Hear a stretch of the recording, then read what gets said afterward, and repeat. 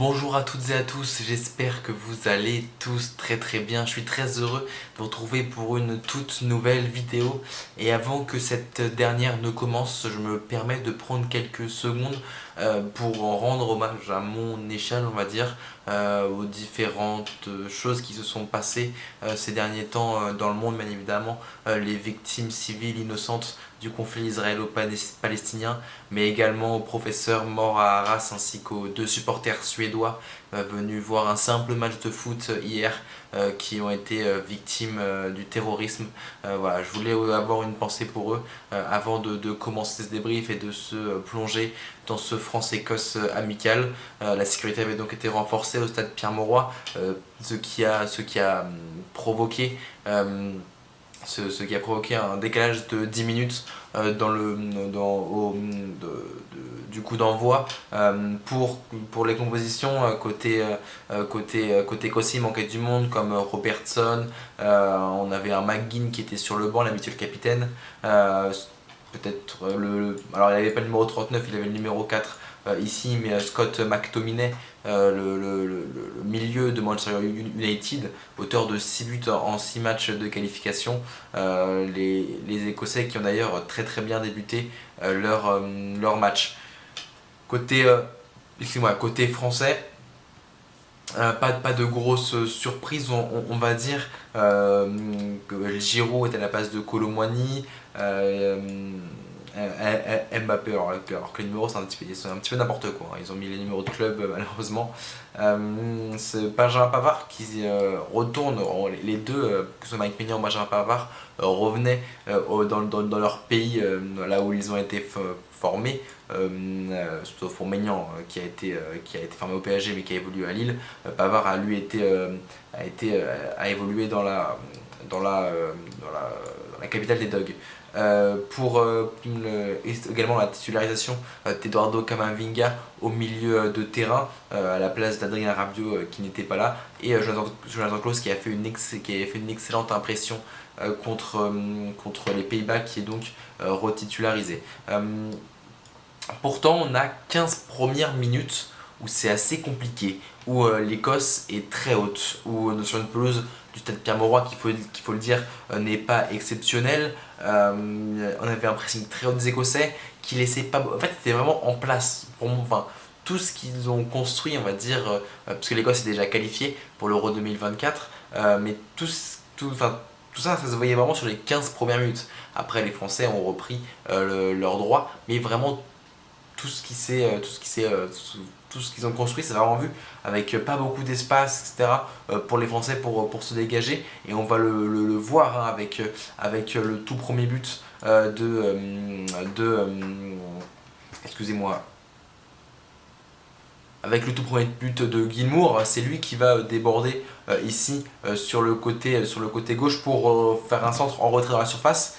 Et je pense l'incompréhension de Kamavinga, en fait, à aucun moment Kamavinga ne regarde. Je pense qu'il veut la remettre à Tchouaméni qui est ici, mais je pense à aucun moment il ne le regarde vraiment. Et donc il fait une passe, qui n'est qu'approximative, et Guilmour qui va tranquillement non, mais dans un angle quand même assez, pas non plus complètement ouvert, assez fermé, qui va aller surprendre Mike Maignan qui ne bouge pas, et un petit poteau rentrant pour l'ouverture du score du jeune joueur de Brighton. Mais quelques minutes plus tard, la France va réagir par l'intermédiaire de Benjamin Pavard, l'enfant du pays. Alors on ne le voit pas sur ce corner, mais il vient vraiment de derrière pour une course coupée au premier poteau. Il marque même un petit temps d'arrêt, et le gardien Kelly va être lui un petit peu emmené par le jeu vers son premier poteau, et Benjamin Pavard qui va faire une tête décroisée pour vraiment aller chercher justement ce second poteau, pareil que tout à l'heure, un poteau rentrant, et donc l'enfant du pays qui marque une fois de plus en bleu. Il avait déjà marqué contre l'Irlande d'une magnifique frappe, cette fois-ci c'est de la tête. Et il va réitérer ça. Alors j'ai pas les images j'ai pas réussi à voir les images de Buzyn, mais si, normalement je dois les avoir.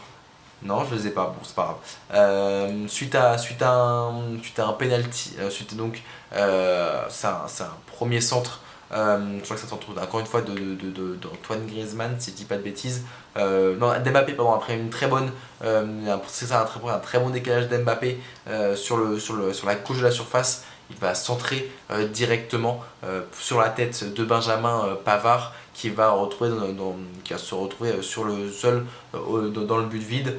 Un autre penalty est sifflé, complètement logiquement, parce qu'il y a littéralement 3 fautes, je crois, sur Giroud, Benzema, non, Mbappé et Benjamin Pavard, justement.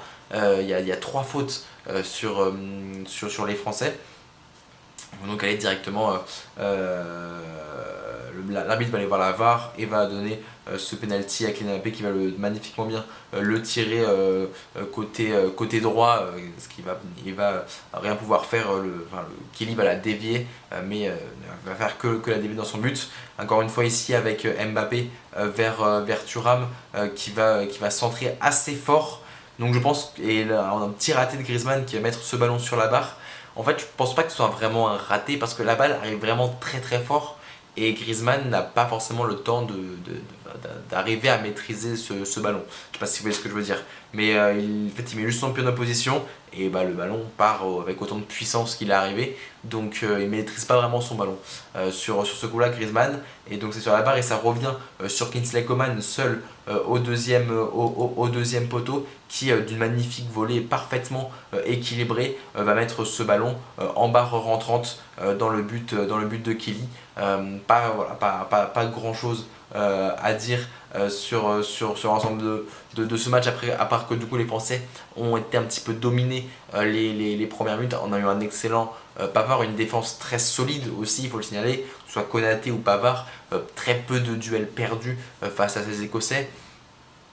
Donc globalement très solide, et comme disaient les commentateurs Pichette Lizarazu et Grégoire Margoton, c'est que ce système en 4-3-3 commence vraiment à prendre pour le coup, comparé à ce qu'on avait pu voir avant la Coupe du Monde, hein. Souvenez-vous, on jouait à 3 défenseurs derrière, là vraiment, excusez-moi, ça prend forme et même moi ça me plaît beaucoup.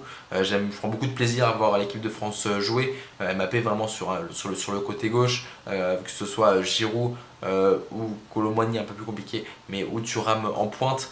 On a beaucoup aussi de variété, même si moi j'avoue j'ai toujours un petit problème, enfin pas problème non plus, mais pour moi Dembélé c'est un petit peu plus compliqué. On peut pas dire qu'il a fait une grosse saison, je crois qu'il a marqué qu'un seul but en 2023, c'est très compliqué au PSG, il n'a pas non plus brillé là ce soir. Pour moi c'est un petit peu le bémol, et dès que Coman est arrivé, ça allait beaucoup mieux. Klose aussi qui s'en sert beaucoup mieux quand Coman est arrivé. Donc, et puis par contre je pense que le truc c'est que Dembélé repique beaucoup dans l'axe, donc pour Klose c'est un petit peu plus compliqué de le trouver. Mais bon, bref, c'est un autre sujet après. Mais quand même très solide dans la globalité, l'équipe de France, même s'il y a toujours d'autres petites actions où on peut faire mieux. Mais vraiment, encore une fois, bravo aussi à Benjamin Pavard pour ce très beau match. Et puis voilà. Écoutez, c'est la fin de ce débrief, j'espère qu'il vous aura plu. N'hésitez pas à vous abonner à cette chaîne, mais également à mes réseaux sociaux qui sont en description, que ce soit Twitter, enfin X maintenant du coup, TikTok ou Instagram. Voilà, écoutez, c'était tout. C'était Marc, prenez soin de vous et de vos proches.